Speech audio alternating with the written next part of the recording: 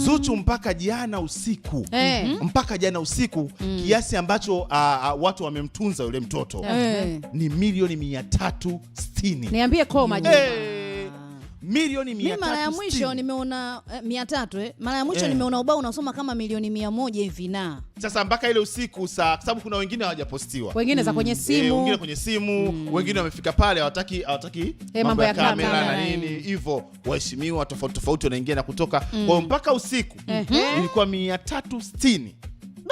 Wewe akaunti yako ina shilingi ngapi? Yala ya alam. Au wamekata. Wameshakata. Nikiwaza mchezo, unasikia hela yangu naizungushia kwenye mchezo.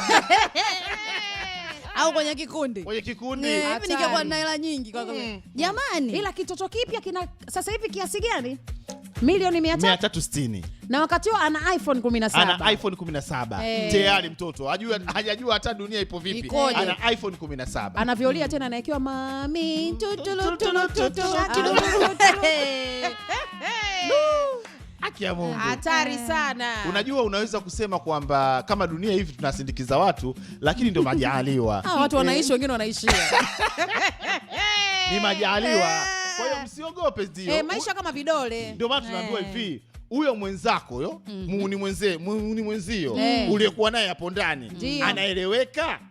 Usinganganie tu kwa sababu anakuonyesha meno ya mbele anakupenda. Anaeleweka? Kama eleweki ndugu yangu dada yangu, subiri kwanza. Usijifanye una haraka sana kumzalia Johnson. Johnson mwenzio anamonika huko pembeni. Unamzalia Junior. Haya, sorry yako.